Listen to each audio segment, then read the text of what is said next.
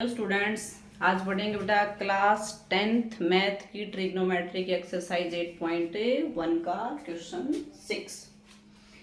If angle A and angle B are acute angles, दो acute angle है बेटा आपके पास, सच दैट, जिसमें क्या कंडीशन है, कोस ए और कोस बी दोनों इक्वल है बेटा। तो आपको क्या शो करना है, एंगल ए है वो एंगल ए बी के इक्वल होगा।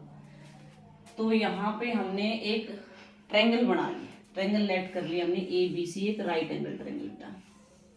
अब ए और बी तो क्या है, एक्यूट एंगल गिवन है, तो सी को 90 ले लेंगे। यहाँ पे हम इधर ए ले लिया हमने, इधर बी, एक राइट एंगल ट्रायंगल बना लिया हमने अपनी तरफ से।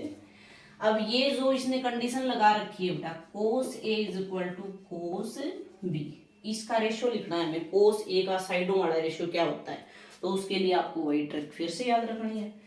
पंडित बद्री प्रसाद हरी हरी बोले, सोना चांदी तोले। अब ये कोस है बेटा, तो कोस का रेशियो क्या है आपके पास, b बाय एच है। अब एंगल कौन सा है, ए। एंगल ए की रेफरेंस में b क्या होगा, तो एंगल ए के रेफरेंस में b बेस है बेटा, एडजेसेंट साइड यानी ए सी, तो हमने रख दिया यहाँ पे ए सी।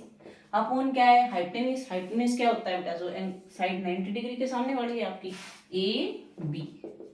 फिर आपको चाहिए कोस बी। अब एंगल बी हो गया यहाँ पे, तो एंगल बी के रेफरेंस में बेस क्या होगा, एंगल बी के रेफरेंस में बेस एडजेसेंट साइड होती है बेटा, B C.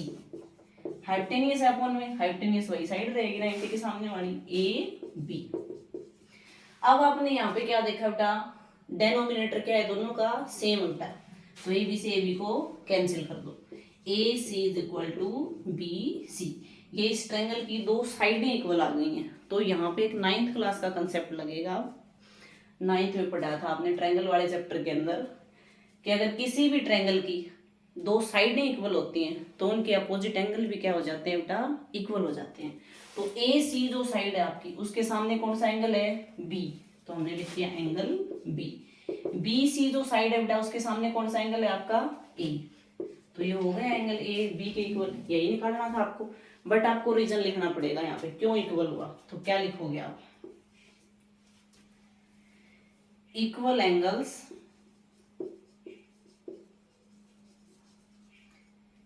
Of equal sides in A triangle. Triangle के अंदर इक्वल साइड्स के इक्वल एंगल है ये। तो इस रीजन से आप कह सकते हो एंगल ए है वो बी के इक्वल है बेटा।